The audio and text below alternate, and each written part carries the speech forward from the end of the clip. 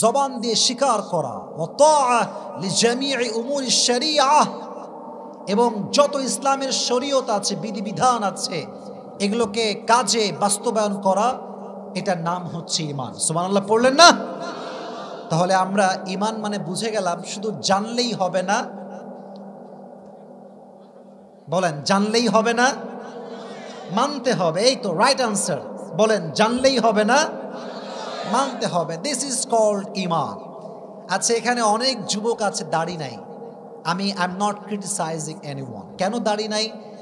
অনেক মেয়ে আছে দাড়িওয়ালা যুবক পছন্দ করতে চায় না। মুরব্বীরা ঠিক কয়, তোমরা যুবকরা ঠিক বেঠিক বলতে পারো না, জোরে বলতে হবে তো।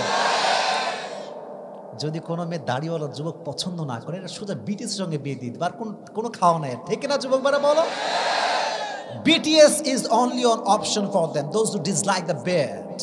যা দাড়ি পছন্দ করে না, এদের জন্য BTS এর কোনো অপশন আমার কাছে নাই। আর এই BTS কি হিজড়া না পুরুষের, আমি আর বললাম না। যে মেয়েগুলো দাড়িওয়ালা যুবক পছন্দ করেন, আল্লাহ দেখে হেদায়াত দান করুন। আচ্ছা, পৃথিবীতে সবচেয়ে সুন্দর নবীর নাম ছিল কি? ইউসুফ আলাইহিস সালাতু ওয়াস সালাম, আমরা সবাই জানি। বাট তার চাইতে আরেকজন সুন্দর নবীর নাম হচ্ছে মুহাম্মদুর রাসূলুল্লাহ সাল্লাল্লাহু আলাইহি ওয়াসাল্লাম। নওয়ালের ভাইয়েরা, আমার নবীজির মুখে দাড়ি ছিল না? কথা কন না, ছিল না? অসুন্দর ছিলেন? আনস্মার্ট ছিলেন? নবীজি দাড়ি রাখার কারণে পৃথিবীর সবচেয়ে সুন্দর মানব ছিলেন। সুবহানাল্লাহ পড়লেন না?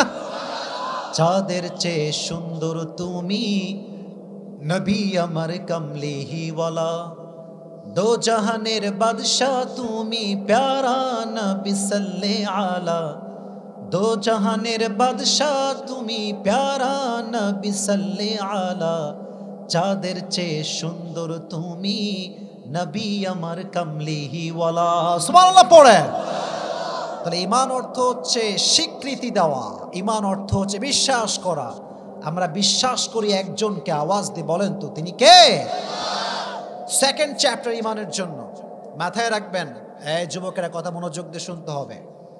নাস্তিক নাম শুনছেন না আপনারা সবাই? নাস্তিক কোনো ব্যক্তির নাম নয়। নাস্তিক হচ্ছে যে ব্যক্তি আল্লাহ বিশ্বাস করে না, স্রষ্টায় বিশ্বাস করে না, সে হচ্ছে নাস্তিক। বলেন, সে হচ্ছে কি? এটা হচ্ছে নাস্তিক।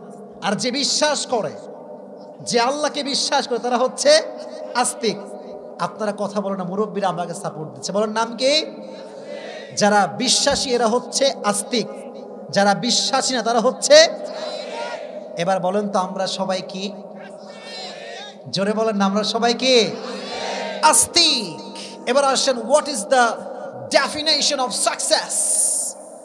সফলতার মানদণ্ড কি? অনেকগুলো আছে। এক নাম্বার হচ্ছে কদ আফলাহাল মুমিনুন, যার হৃদয়ে আল্লাহর ভয় আছে, যার হৃদয়ে আল্লাহর জন্য ঈমান আছে, তার জন্য জান্নাতকে ওয়াজিব করে দিবে একজন। আওয়াজ দিয়ে বলেন, তিনি কে? Those who have the faith, they have gained the ultimate success in their lives. যাদের হৃদয়ে ঈমান আছে, তারাই হচ্ছে সফল ব্যক্তি। তাহলে বোঝা গেল, যারা আল্লাহকে বিশ্বাস করে তারা হচ্ছে আস্তিক, যারা বিশ্বাস করে না তারা হচ্ছে। বাংলাদেশের নাস্তিক ব্লগার আছে না নাই?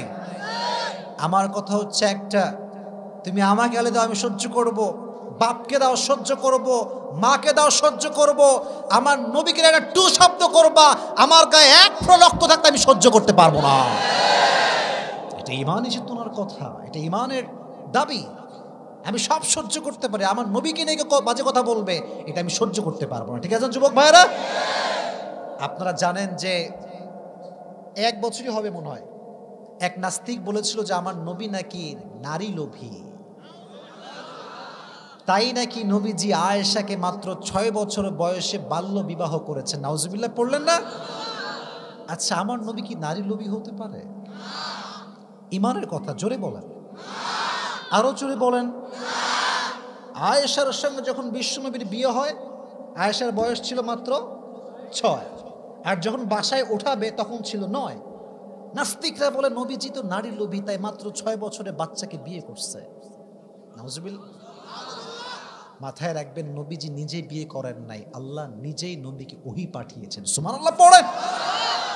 নবী নারী লোভী নয়। মাথায় রাখবেন, ইমান নিয়ে কথা বললে কিন্তু গভীরে আসতে হবে। গভীরে না ঢুকলে ইমান কি আপনি বুঝবেন না। ছোট একটা স্টোরি বলি, ঘটনা বলি বোঝাবার সাথে, যে what is faith, what is ইমান। এক নাস্তিকের আবির্ভাব ঘটলো এক এলাকায়। সে বলল, if anyone answer me of my 3 questions I will become a Muslim. যদি কোনো যুবক, কোনো হুজুর আমাকে 3টা প্রশ্নের উত্তর দিতে পারে, আমি মুসলমান হয়ে যাব। কেউ কি আছে? কেউ বলতে পারে না, কেউ জবাব দিতে পারে না। একদিন রাস্তায় সেই নাস্তিকটা হাঁটছে, এক হুজুরের সঙ্গে দেখা, দাড়ি টুপিওয়ালা হুজুর। হুজুর বলছে, কি খবর?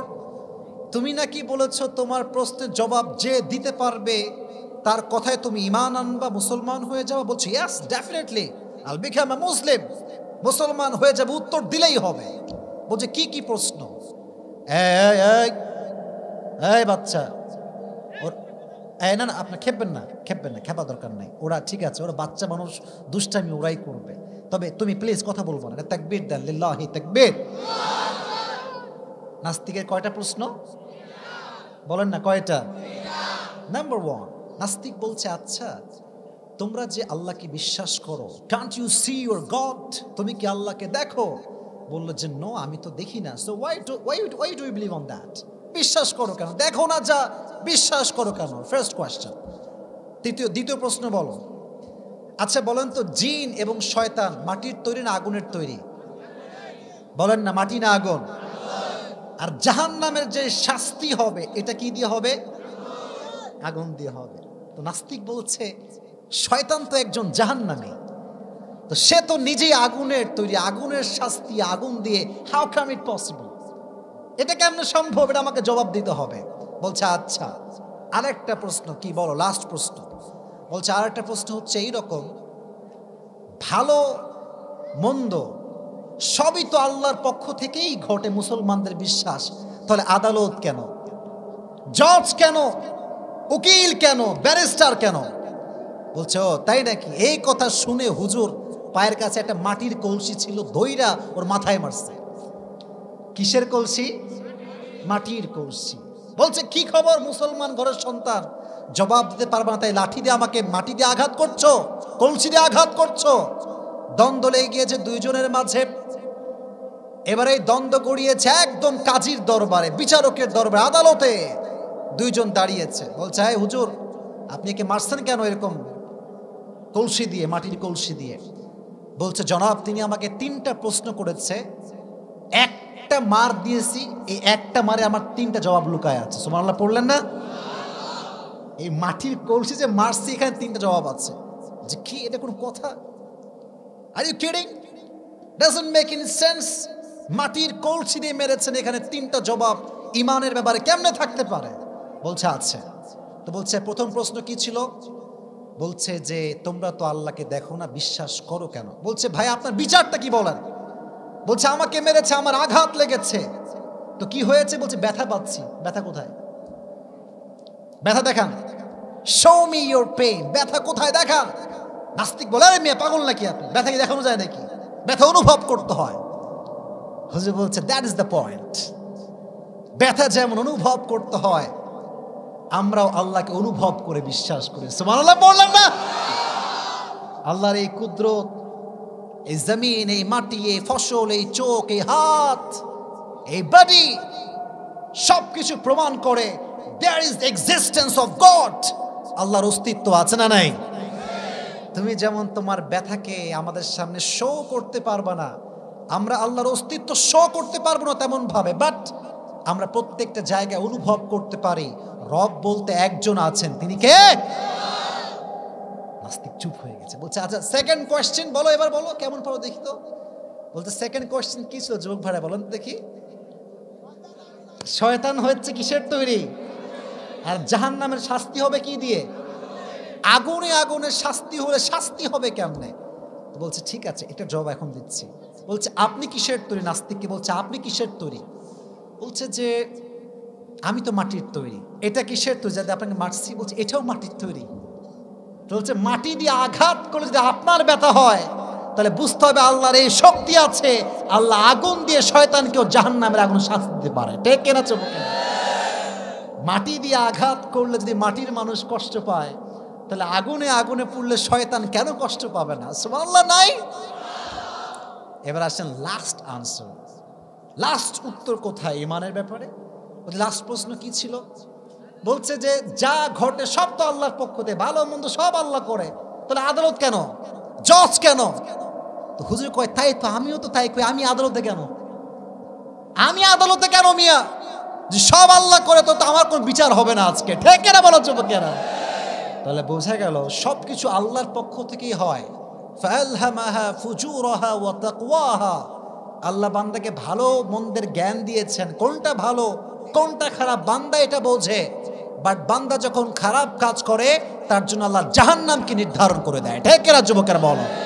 তাহলে বোঝা গেল ইমান রাখতে হলে ইমানের সংক্রান্ত যে প্রশ্নগুলো আছে এগুলো জানতে হবে। তবে সাহাবা একরামদের মাঝে ইমান কেমন ছিল এটাও আপনাকে জানতে হবে। আচ্ছা, নারীদের কথা আগে বলি। একজন নারী যাকে ইমানের ক্ষেত্রে সবচেয়ে বেশি টর্চার করা হয়েছে তার নাম কে বলতে পারবে দেখি তো? আসিয়া। বলেন নাম কি? আসিয়া। তার স্বামীর নাম কি ছিল বলেন দেখি? ফেরাউন। ফেরাউন একদিন জানতে পারলো যে তার মহলের ভেতরে যেই দাসী আছে সেই দাসীর ভেতরে একজন দাসী মুসলমান হয়ে গিয়েছে। ফেরাউন বলল, যাও দাসীকে ধরে নিয়ে আসো, আজকে ওর বিচার হবে। দাসীর দুইজন সন্তান ছিল, একটা ছোট্ট বাচ্চা আর একটু বড় বাচ্চা। একজনের বয়স হলো মাত্র 2 বছর, আরেকজনের বয়স প্রায় 7 থেকে 8 বছর, দুইটাই বাচ্চা মেয়ে। এই বাদী, তুমি কি ঈমান এনেছো? বলছে, আমি আমার রবের উপর ঈমান এনেছি, এটা বলতে আমার কোনো ভয় নাই। সুবহানাল্লাহ পড়েন। বলছে, এই খবরদার, এ কথা আমার সামনে আর বলবা না। এই যা, আগুন জ্বালাও, ডেকচি নিয়ে আসো, বিশাল বড় ডেকচি। আগুন দিয়েছে, ডেকচি দিয়েছে, আর ডেকচিতে দিয়েছে তেল। আচ্ছা, ডেকচি নাম শুনছেন না আপনারা? দেখবেন বিয়ের অনুষ্ঠানে বিশাল বড় বড় ডেকচি লাগিয়ে খিচুড়ি হয়, বিরিয়ানি হয়। তো বলছে, আগুনে তেল দাও, ডেকচির ভিতরে তেল দিয়ে পোড়াও। তেল যখন টক বক করে ফুটতে শুরু করেছে, ফেরাউন বলছে, ওর বাচ্চাকে নিয়ে আসো। ছোট্ট বাচ্চা, বয়স 7 থেকে 8 হবে। ওকে ধরে আগুনে ফেলো, একদম গরম তেলে ফেলো। তো যখন ফেলতে যাবে, মা এভাবে ফেল ফেল ফেল ফেল করে তাকায় আছে, আমার ছেলেকে ফুটন্ত তেলে ফেলবে। ফেরাউন বলছে, কাজ হয়েছে আজকে, আজকে ওর ঈমান বাদ যাবে। বলছে, ফেরাউন শোনো, কোরআন থেকে বলছে, যুবক ভাইরা, এটা কোনো বানানো কথা নয়। ফাকদি মা আনতা কাল ইয়া ফেরাউন, তোমার যা মন চায় তাই করো, আমি তোমার গোলাম হতে পারি, বাট আল্লাহর উপর ঈমান আমি এক মুহূর্তের জন্য ছাড়তে পারবো না। সন্তানকে ফেলে দিল। সঙ্গে সঙ্গে ছোট্ট বাচ্চা ভিতরে যে ঘিলু আছে, ভুঁড়ি আছে, ফুটন্ত গরম তেলে পুড়ে সব ছারখার হয়ে গেল চোখের সামনে। মা তার সন্তানকে দেখছে যে আমার ছেলে, আমার মেয়ে আগুনে পুড়ছে, তেলে টকবক করে ফুটছে। একটা বার যদি বলে আমি ঈমান রেখে দিলাম, বাদ দাও, সব বেঁচে যাবে, বলে নাই। যখন বড় মেয়েকে পোড়ানো শেষ, ছোট্ট মেয়েকে ধরেছে, ছোট্ট শিশু বাচ্চা, কোলের বাচ্চা। আমি যখন এই হাদিসটা পড়ি, এই যে আয়াতগুলো যখন পড়ি, আমার একটা ছোট্ট বোন আছে, ওর নাম হচ্ছে বুশরা, একদম ছোট্ট বাচ্চা। আমি আজকে ওর সঙ্গে খেলছিলাম সকালবেলা। ছোট্ট বাচ্চাকে মায়ের কোল থেকে ঠাস করে টেনে নিয়েছে। মা যদি একবার বলে, ফেরাউন আমি ঈমান বাদ দিলাম, কোনো দরকার নাই আমার ঈমান, give me back my baby, আমাকে বাচ্চা ফেরত দাও, সব শেষ হয়ে যাবে, সব ঝামেলা শেষ। বান্দি কিচ্ছু বলে না, তার বাচ্চাকে নিয়ে গেল। ছোট্ট বাচ্চাকে ধরে ফেরাউন টকবগে ডেকচির ফুটন্ত গরম তেলে ফেলাই দিয়েছে। চোখের সামনে ছোট্ট বাচ্চা জ্বলে পুড়ে ছারখার, দেহ একদিকে, মাথা একদিকে, পুরো বডিটা ভাজা হয়ে গিয়েছে। আহা, রাখে কেন রাখো, তো বোকা নড়লে ছেড়ে দিচ্ছে, একেবারে বোকা দেখছি। তো যখন তার বাচ্চাকে ফেলা হয়েছে, পুরো শরীরটা ডান বাম থেকে বিচ্ছিন্ন হয়ে গিয়েছে। এবার ফেরাউন বলছে, এই বাদী, এবার কি বলবি বল, এবারও কি তোর ঈমান আছে? বলছে, আমার ঈমান আগের চাইতে আরো বেশি শক্ত হয়ে গিয়েছে। এত আস্তে সুবহানাল্লাহ পড়ুন আপনারা সবাই। আল্লাহ রাব্বুল আলামিন এত খুশি হলেন, এত শান্তি পেলেন। আল্লাহ রাব্বুল আলামিন সঙ্গে সঙ্গে তার চোখ খুলে দিলেন। সে দেখতে শুরু করেছে তার দুই সন্তান যে মারা গেছে। এইভাবে এইদিকে তাকান, আকাশে যাবে এমনি তাদের রূহ দাঁড়িয়ে আছে আর বলছে, আম্মা জান লা তাহজান, লা তাহজান, never lose hope, don't be upset, আপনি টেনশন করবেন না আম্মা জান, আপনার সঙ্গে আমাদের অচিরেই জান্নাতে মোলাকাত হবে। ফেরাউন বলছে, এবার তোর পালা, এবার তোকে ফেলবো আগুনের ভেতরে।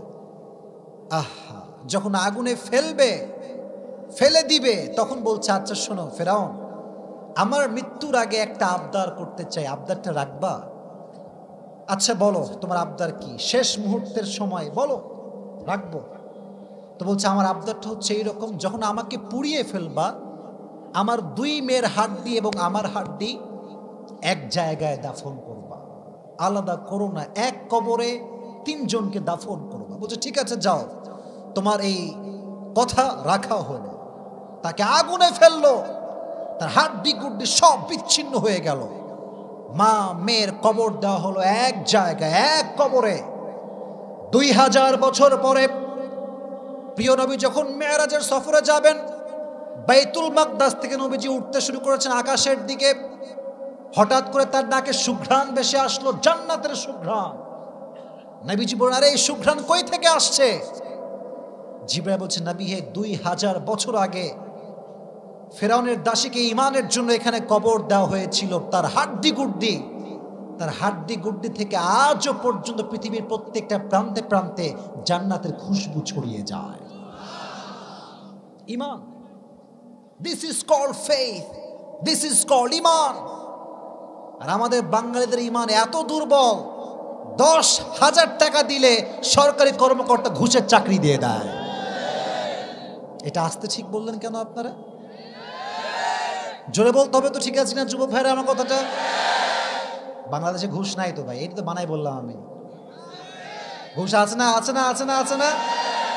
শুধু ঘুষ, টেবিলের নিচেও ঘুষ, ভেতরেও ঘুষ, ওপরেও ঘুষ, বাথরুমেও ঘুষ।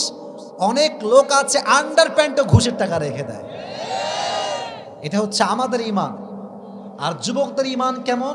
একটা মেয়ে যদি একটা চোখ টিপ মারে, যুবকের চরিত্র জায়গায় নষ্ট হয়ে যায়, ঠিক কিনা? This kind of faith we have, এটা হচ্ছে আমাদের ঈমান।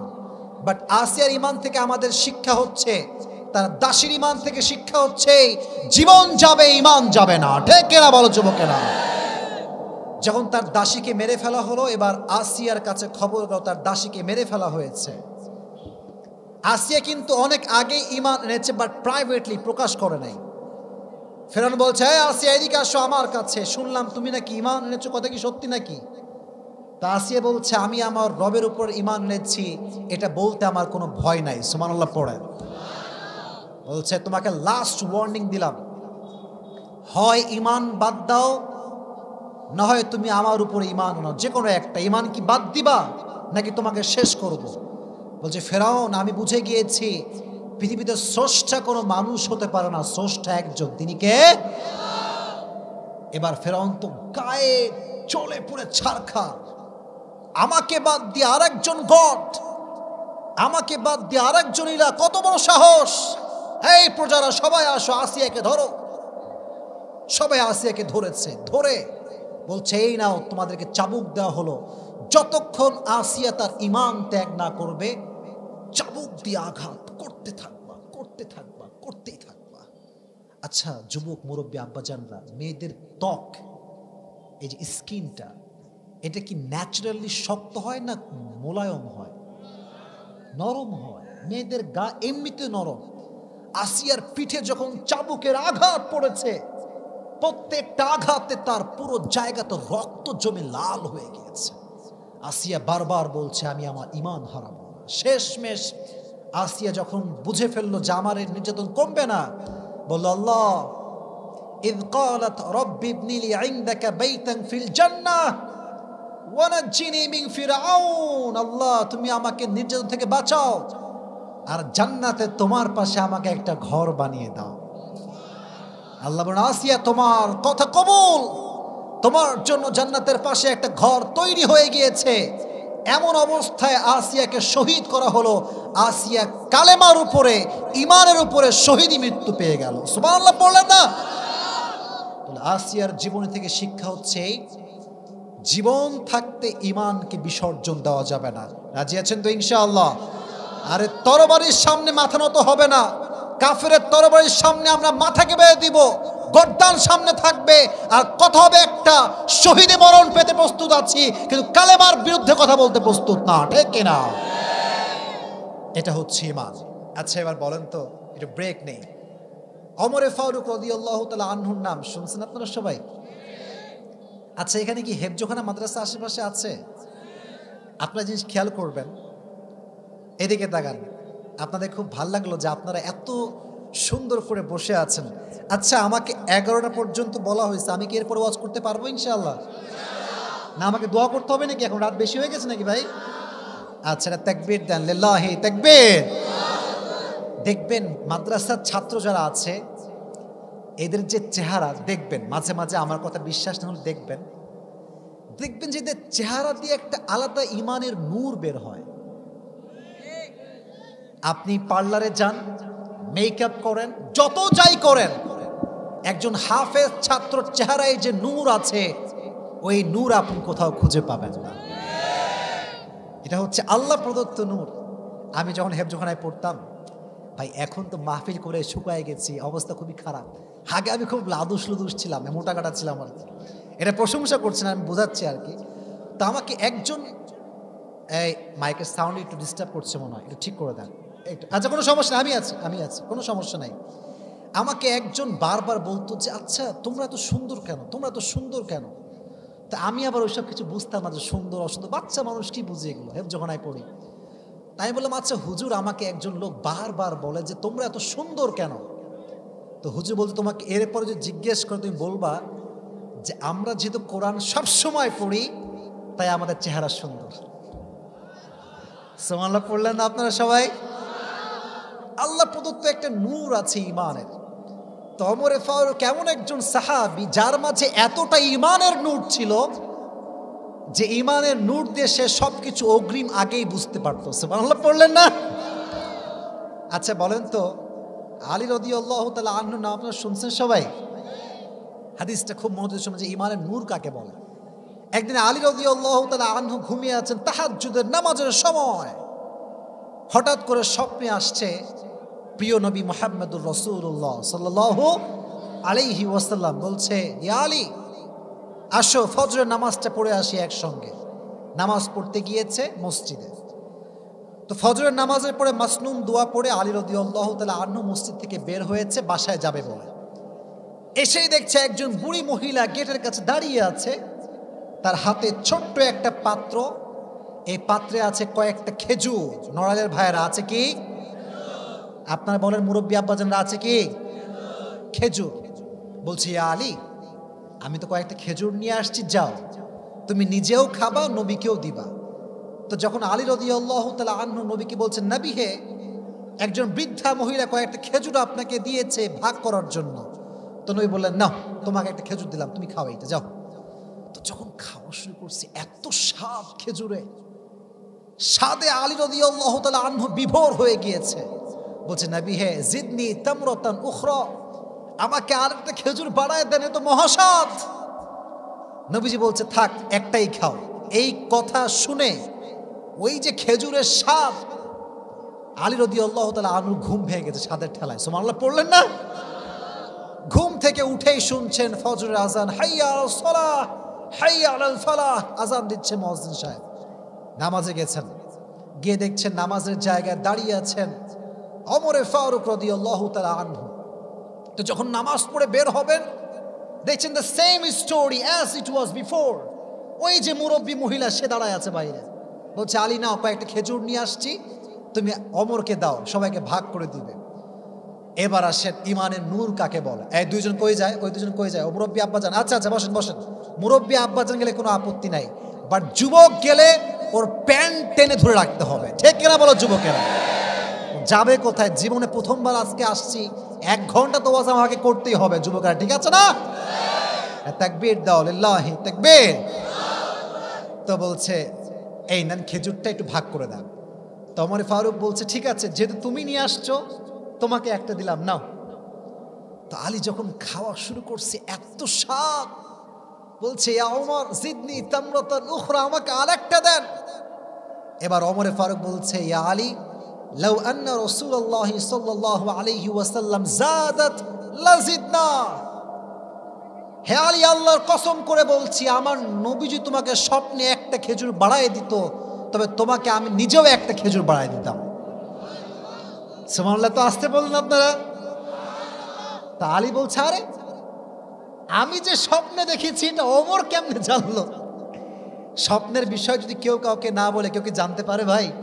আচ্ছা আমি আসিফ কালকে কি স্বপ্ন দেখেছি, নইলে কেউ বলতে পারবে আমার স্বপ্নের কথা? তো আলী বলে কি রে, আমার স্বপ্ন এই জানলো কেমনে? ইয়া ওমর আহিয়া রুইয়া আম গায়ব ইত্তালাত আলাইহা। হে ওমর, তুমি যে কথা আমাকে বলছো, তুমি যে আমার খবর জানো নবী যে আমাকে কয়টা খেজুর দিয়েছে, তুমি কি স্বপ্নে দেখেছো না তোমার গায়েব থেকে খবর আসছে? ওমর ডাক দিয়ে বলছে আলী ওয়ালাকিন্নাল মুমিন ইযা আখলাসা কলবাহু ইয়ারা বিনুরিল্লাহ। যখন কোনো বান্দার হৃদয়টা আল্লাহর ঈমান দ্বারা নূরান্বিত হয়ে যায়, তখন বান্দা তার চোখ দিয়ে ঈমানের নূর দিয়ে সব কিছু দেখতে পায়। সুবহানাল্লাহ। আমি তোমার ঈমানের নূর দিয়ে বুঝে গিয়েছি যে নবীজি তোমাকে স্বপ্নের ভেতরে একটাই খেজুর দিয়েছে। তাহলে যার হৃদয় ঈমান থাকবে তার হৃদয়টাকে প্রফুল্ল করে দিবে একজন। আওয়াজ দিয়ে বলেন তো তিনি কে? সর্বশেষ একটা হাদিস শেয়ার করতে চাই, তবে একটা কথা সবার উদ্দেশ্যে বলছি, আপনারা যেমন এখন শৃঙ্খলাবদ্ধ আছেন, দোয়া পর্যন্ত থাকবেন তো ইনশাআল্লাহ শৃঙ্খলাবদ্ধ এভাবে। জোরে বলেন না ইনশাআল্লাহ, জোরে বলেন না ইনশাআল্লাহ, বলেন বলেন বলেন। এখনো পর্যন্ত আপনাদেরকে নিয়ে আমার যে ধারণা এটা কমপ্লিটলি পজিটিভ, এবং আমার নিয়ত হয়ে গিয়েছে আগামীতে আমি আবারও আসবো ইনশাআল্লাহ। তবে আমার আবদার হচ্ছে দোয়া করে যাবেন। আচ্ছা সর্বশেষ হাদিস, তবে এটার আগে আমি একজন যুবককে চাই, যে যুবকের বউ নাই সেই যুবকটা দাঁড়িয়ে বাঘের বাচ্চার মতো 3টা তাকবীর দিবে। তাকবীর দিবে একটা যুবক যার বউ নাই, সে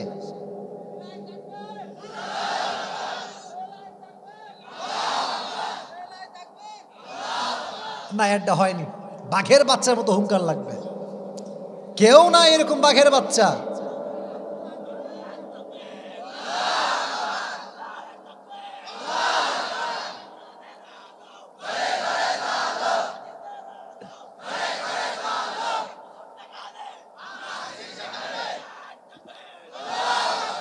এই তোর বিয়ে হয়ে যাবে, তোর বিয়ে হয়ে যাবে, কোনো সমস্যা নেই, ওর বিয়ে কনফার্ম। ওর বাপ আছে নাকি? ওর বিয়ে কনফার্ম। যে তাকবীর দিয়েছে, এরা তাকবীরের অর্থ হচ্ছে এবারে সংগ্রাম, বিয়ে করার সংগ্রাম। স্লোগানের জোর আছে, আল্লাহকে নেক হায়াত দান করুক, পড়াবে। তা আমরা বলছিলাম ঈমান কাকে বলে? ঈমানের আমরা বিবি আসিয়ার কথা শুনেছি, আমরা শুনেছি ওমর ফারুক রাদিয়াল্লাহু তাআলা আনহুর কথা। এবার আমরা একজন সাহাবীর কথা শুনবো, এটা শেষ হাদিস হবে। তার নাম হচ্ছে আব্দুল্লাহ। বলেন তার নামটা কি? আব্দুল্লাহর আগের নাম ছিল আব্দুল উজ্জা। বিশ্বনবী যখন দাওয়াতি কাজ শুরু করলেন, আব্দুল উজ্জার কানে কালেমার দাওয়াত গেল, কিন্তু আব্দুল উজ্জা ছিল একজন গোলাম, দাস। দাসরা হয় গরিব, ধনী হয় না। তো শেষে সে তার চাচার আন্ডারে কাজ করত। তো একদিন চাচাকে বলছে, চাচা যান, আপনি কি শুনেছেন একজন মানুষ কালেমার দাওয়াত দেয়? বলছে হ্যাঁ শুনেছি। তার নাম কি? বলে মুহাম্মাদুর রাসূলুল্লাহ সাল্লাল্লাহু আলাইহি ওয়াসাল্লাম। আচ্ছা চাচা, আপনি কি ঈমান এনেছেন? বলছে না, আমি তো ঈমান আনি নাই। তো বলছে আচ্ছা, আমি তো ঈমান এনে ফেলেছি এবং আমি কালেমা পড়ে মুসলমান হয়ে গিয়েছি। সুবহানাল্লাহ পড়লেন না? সত্যি তুমি মুসলমান হয়ে গিয়েছো? তাই মাথায় রেখো, তুমি যদি ঈমানের পথে চলতে চাও, তোমাকে তোমার জামা খুলতে হবে, কারণ এই জামাটা আমার দেওয়া। তোমাকে তোমার বাড়ি ত্যাগ করতে হবে, এটা আমার বাড়ি। তোমাকে তোমার উট ত্যাগ করতে হবে, এটা আমার উট। বলতে যান, সব ত্যাগ করলাম, ঈমানের জন্য জামা ছাড়তে প্রস্তুত, বাট ঈমানকে ত্যাগ করতে আমরা প্রস্তুত না। ঠিক কেনা বলেন যুবকেরা? এদিকে এবার আমার শরীর তাকান আমার দিকে। ঈমানের জন্য জামা খুলেছে, জামা খুলে ফেলেছে, বলছে তুমি তোমার নিচেরটাও খোলো, মানে উলঙ্গ হয়ে যাও। আব্দুল উজ্জা বা আব্দুল্লাহ বলছে চাচা যান, উলঙ্গ হয়ে গেলাম, পুরো দেহে কোনো জামা নাই, উলঙ্গ। এই উলঙ্গ হয়ে মায়ের কাছে আসছে। সাউন্ডটা একটু ঠিক করবেন। সাউন্ড এত বাজে হয়ে গেল কেন? শুধু সব ঠিকঠাক তো সাউন্ডটা তো প্রথমে ঠিকঠাক ছিল যুবক ভাইয়েরা, এখন কেমন ঝ্যান ঝ্যান ঝ্যান ঝ্যান করছে। না না না না, মাইকম্যানকে ঝাড়ি দেওয়া যাবে না, পরে মাইকটা ভালো দিবে না কিন্তু। সাবধান মাইকম্যান, সাউন্ডটা ঠিক করে দেন। যুবক ভাইয়েরা অনেক অনেক মনোযোগ দিয়ে আমার ওয়াজ শুনছে, আমি চাই আমার সঙ্গে দোয়া করে যাবে তারা ইনশাআল্লাহ, প্লিজ। তো উলঙ্গ হয়ে মায়ের কাছে আসছে। মা যখন গেট খুলেছে দেখছে তার সন্তান উলঙ্গ হয়ে গেটের সামনে দাঁড়িয়ে আছে। মা এইভাবে দেখে দুই চোখ ঢেকে ফেলছে। কি হয়েছে তোমার? তোমার গায়ে জামা কোথায়? বলছে আম্মা জান, আজকে ঈমানকে বাঁচায় জামাকে কুরবানি দিয়ে আসছি। সুবহানাল্লাহ পড়লেন। আম্মা জান, আমি তো নবীর পাগল হয়ে গিয়েছি, আমাকে জামা দেন, আমি নবীর কাছে যেতে চাই। বলছে আমার কাছে কোনো জামা নাই, কম্বল হবে কম্বল। বলছে কম্বল আছে, একটা ছেঁড়া কম্বল, যান নিয়ে আসেন। মা কম্বল নিয়ে আসছে। আব্দুল উজ্জা কম্বলটাকে এমনি জড়ায় ওই অবস্থায় মদিনাতে হিজরত করে চলে গিয়েছে। সুবহানাল্লাহ পড়লেন না? নবীর পাগল কাকে বলে? ঈমান কাকে বলে? এখানে ওমরা করেছেন, হজে গিয়েছেন, কেউ কি আছেন? ওমরা গেছেন? মাশাআল্লাহ, এই তো আব্বাজান আছে, হাত নামান। আমিও মনে হয় গত বছর গেছিলাম, ফেসবুকে আপনারা দেখছেন না সবাই কয়েকজন। আমি গিয়েছিলাম 1 বছর আগে। তা আমি যখন ওমরাতে গেলাম প্রথমবারের জন্য, মদিনায় আমাকে প্রথমে নামানো হলো। তো যখন মদিনায় নামলাম মনে হলো আমি জান্নাতের একটা বাগানে ঢুকে গিয়েছি। সুবহানাল্লাহ, আপনারা আসতে পড়লেন। মদিনায় যাইতে মন চায় সবার। আয় হায়, এত আসতে বলতে কবুল হবে না ভাই। চায়, মন চায়। আল্লাহ সবাইকে নবীজির রওজায় গিয়ে সালাম করার তৌফিক দান করুন। পড়া আমিন। মনে বড় আশা ছিল যাব মদিনায়। পড়েন না আমার সাথে। মনে বড় আশা ছিল যাব মদিনায়। ঠেকেরা যুবকেরা? সালাম আমি করব গিয়ে, সালাম আমি করব গিয়ে নবীর রওজায়। মনে বড় আশা ছিল যাব মদিনায়। পড়ামে। তো আব্দুল উজ্জা সোজা নবীজির রওজা শরীফের পাশে চলে আসে, মসজিদে নববীর পাশে। নবী যখন ফজরের নামাজের সময় বের হবেন, বের হয়ে দেখছে একজন উলঙ্গ যুবক কম্বল মুড়ি দিয়ে শুয়ে আছে। এই যুবক, তুমি কে? কই থেকে আসছো? বলছে নবী হে, আমি আপনার প্রেমে বহুদূর থেকে এই উলঙ্গ অবস্থায় কম্বল মুড়ি দিয়ে আপনার কাছে চলে আসছি। সুবহানাল্লাহ পড়েন। নবীজি কলিজায় আঘাত। নবীজি নিজে ঘরে গেলেন, নিজের জামা নিয়ে আসলেন, নিজের জামা নিয়ে এসে সেই সাহাবীর গায়ে জামাটা পরিয়ে দিলেন এবং বললেন তোমার নাম কি বলো? বলছে নবী হে, আমার নাম তো আব্দুল উজ্জা। উজ্জা হচ্ছে একটা মূর্তির নাম। আব্দুল উজ্জা মানে হচ্ছে আমি উজ্জার দাস। নবীজি বললেন তুমি আজ থেকে আব্দুল উজ্জা নও, তোমার নাম আজ থেকে হচ্ছে আব্দুল্লাহ। সুবহানাল্লাহ পড়লেন না আপনারা সবাই? এরপরে যুদ্ধ বাঁধলো। ওই সাহাবী যুদ্ধে অংশগ্রহণ করতে পারলেন না, জ্বরে আক্রান্ত হয়ে মারা গেলেন। নবীজি তার ব্যাপারে জান্নাতের সুসংবাদ দিয়ে দিলেন। তাহলে ঈমান আছে যেখানে সফলতা আছে, ঈমান নাই যেখানে সফলতা নাই। তাহলে এবার আসেন ঈমান নিয়ে যে কথাগুলো বলেছি একটু রিপিট করি। মানি ব্যাগের কথা মনে আছে সবার ইনশাআল্লাহ? এবার দেখব মানি ব্যাগের থেকে টাকা কে খসাইতে পারে। তাকবীর দেন, লিল্লাহি তাকবীর। হাত তুলেন, এভাবে হাত তুলেন, বলেন আল কোরআনের আলো, আল হাদিসের আলো। কোরআন হাদিস যেখানে, আলেম ওলামা যেখানে, হাত নামান। এবার আসেন পুরো ওয়াজটা আপনাকে আমি শোনাই সংক্ষিপ্ত সময়ে, যাতে আপনার জন্য খুবই সহজ হয় পুরস্কার নেওয়া। তবে হ্যাঁ, মুরব্বী আব্বাজানদের জন্য সুযোগ থাকবে।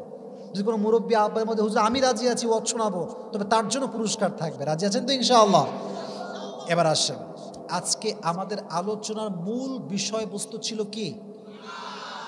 আপনারা বলেন না কেন, কি ছিল বলেন? ঈমান। মাশাআল্লাহ। ইমানের শাব্দিক অর্থ হচ্ছে বিশ্বাস, স্বীকৃতি। বলেন বিশ্বাস এবং স্বীকৃতি। ইমানের পারিভাষিক অর্থ হচ্ছে আল্লাহর উপরে বিশ্বাস রাখা, তার বিধিবিধানকে মানা এবং এটাকে বাস্তবিক জীবনে অ্যাপ্লাই করা। মাথায় থাকবে তো ইনশাআল্লাহ? মানে অনেক ব্যাখ্যা আছে, এত ব্যাখ্যা দিব না।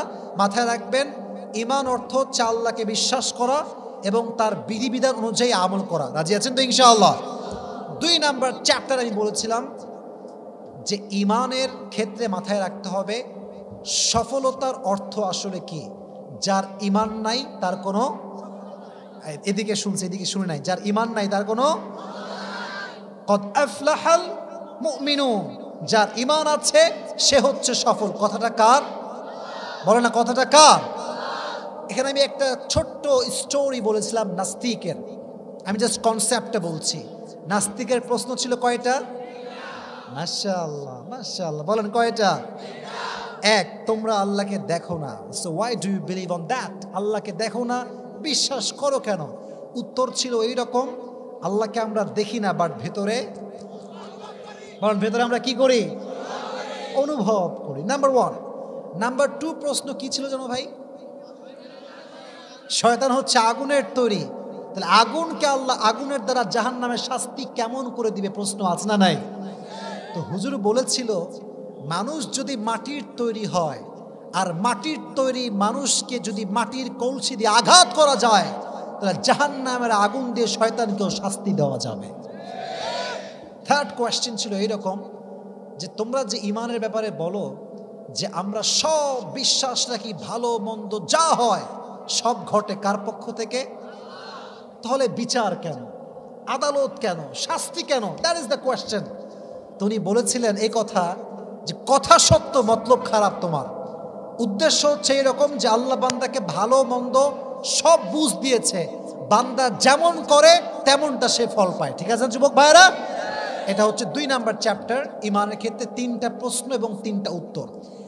এবার আসো আর একটা বিষয় বলেছিলাম এই ইমানের ক্ষেত্রে খুবই সহজ, এত কঠিন না এগুলো। বিবি আসিয়ার কথা।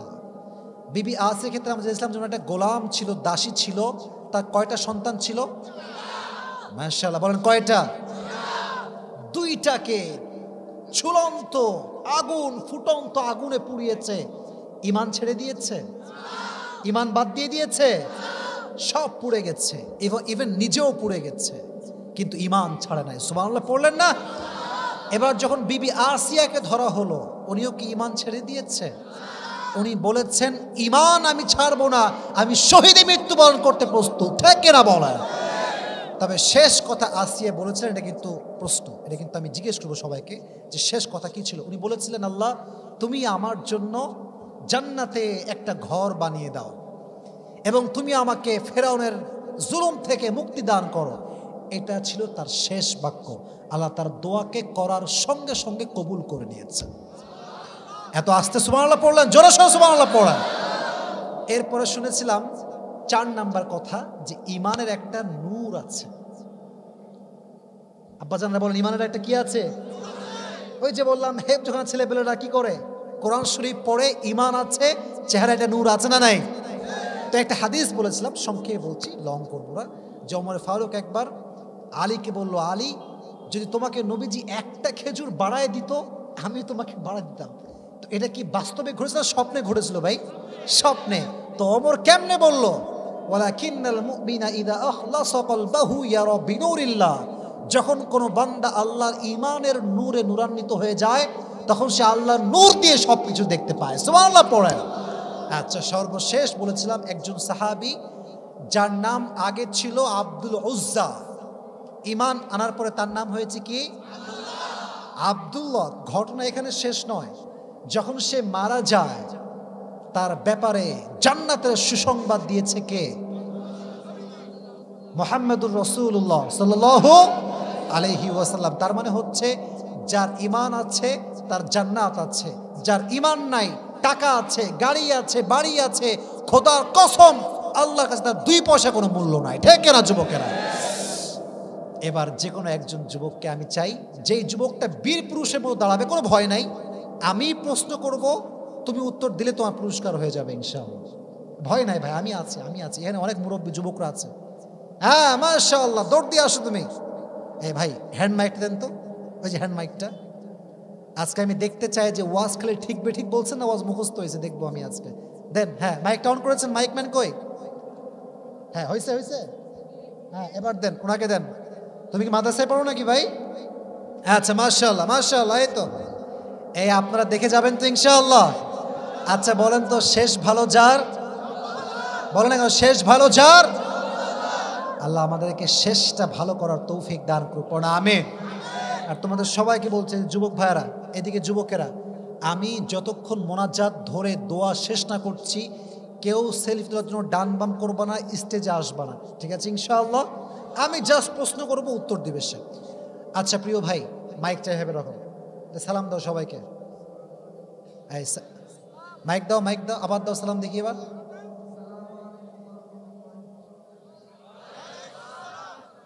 বলো তো আজকে আমাদের আলোচনার মূল বিষয়বস্তু ছিল কি? জোরে বলো, কি নিয়ে? ঈমান। আচ্ছা ঈমানের শাব্দিক অর্থ কি ভাই? বা স্বীকৃতি বা বিশ্বাস, ঠিক আছে, কথা ঠিক আছে। আচ্ছা ঈমানের পারিভাষিক অর্থের ক্ষেত্রে দুই একটা কথা বলছিলাম, মনে আছে তোমার? বলো দেখি কি? ঈমান মানে হচ্ছে আল্লাহকে বিশ্বাস করা এবং তার শরীয়তে যত বিধিবিধান আছে সেগুলোকে আমল করা। আচ্ছা, দুই নাম্বার বিষয় বলেছিলাম যে নাস্তিক ঈমানকে নিয়ে তিনটা প্রশ্ন করেছিল। তিনটা প্রশ্ন কি কি বলো দেখি?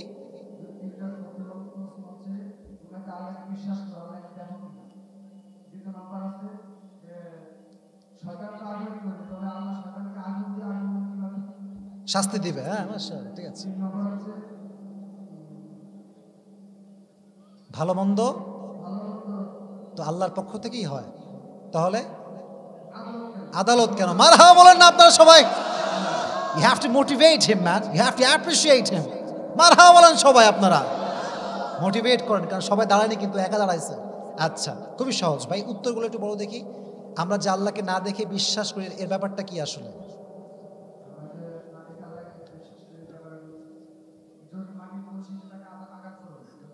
হ্যাঁ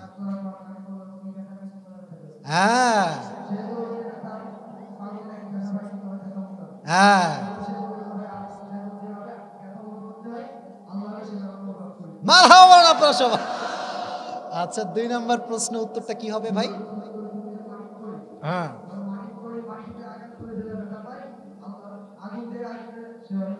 ব্যথা পায়, মারহাবা বলেন আপনারা।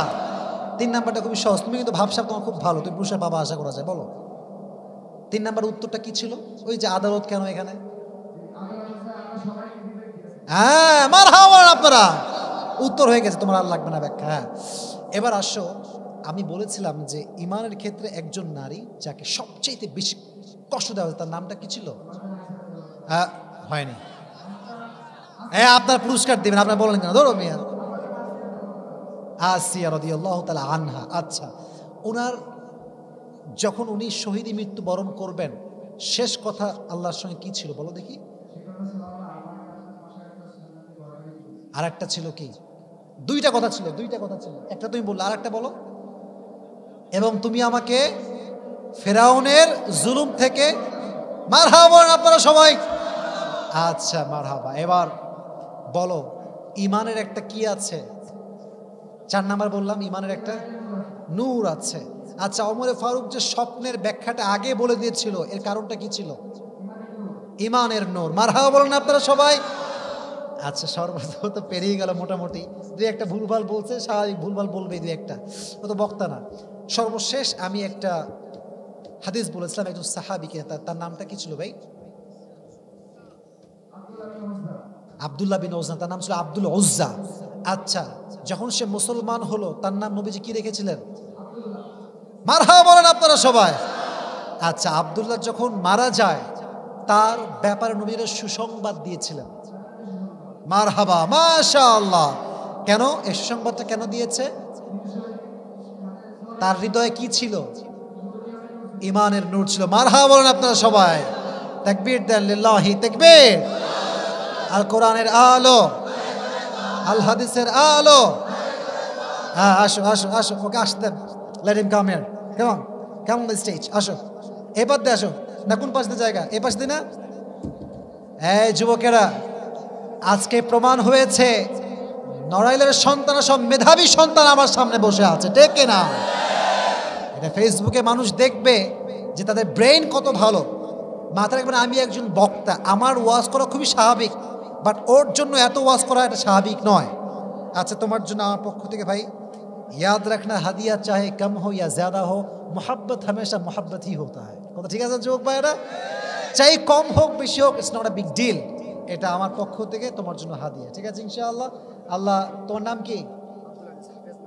হাফেজ। হাফেজ হয়েছো তুমি, মাশাআল্লাহ। এর নাম হচ্ছে হাফেজ মোহাম্মদ আব্দুল আজিজ।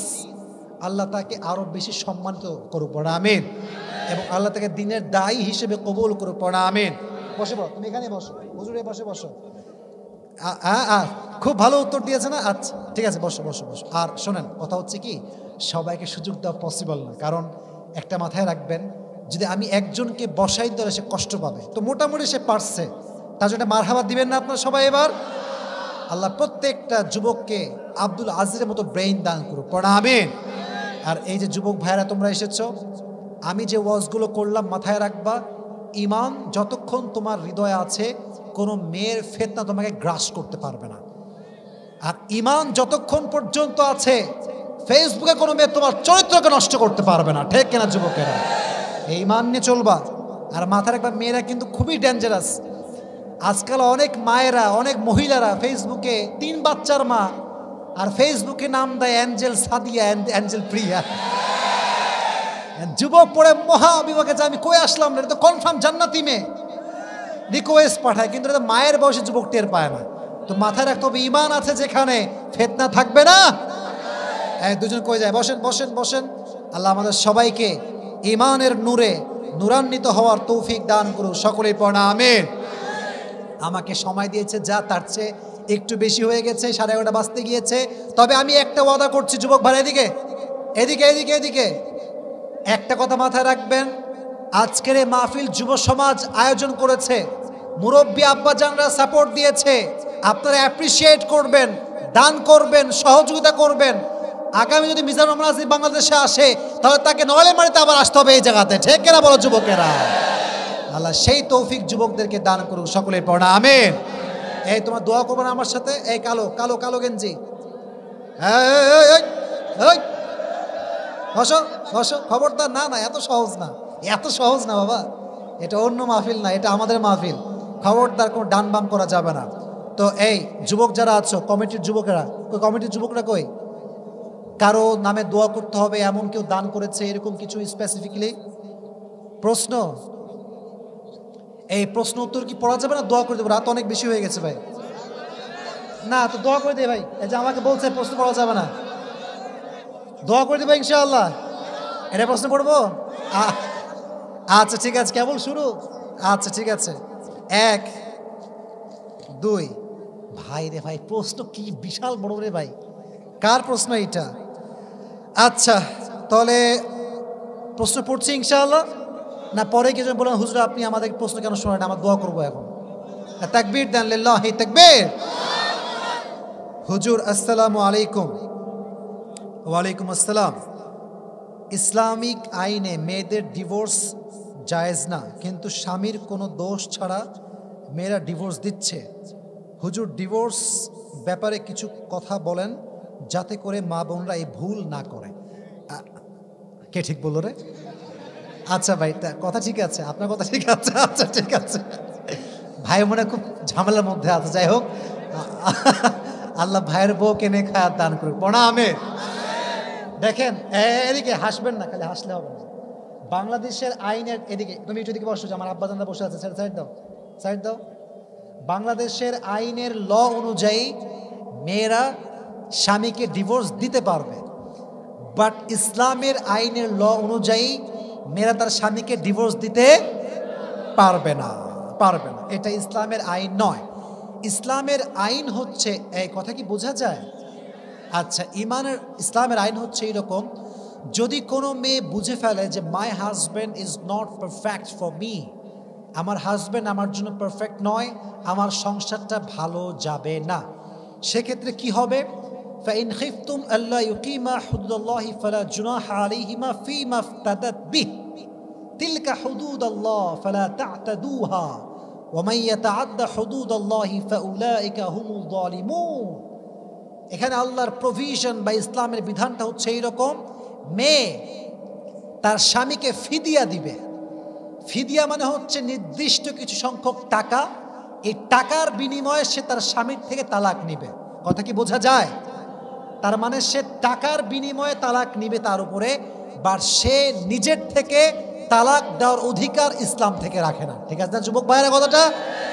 তো আমার বোনেরা, যদি আপনার স্বামীকে আপনার ডিভোর্স দেওয়ার মন চায়, ইসলামের পক্ষ থেকে আপনি দিতে পারবেন না।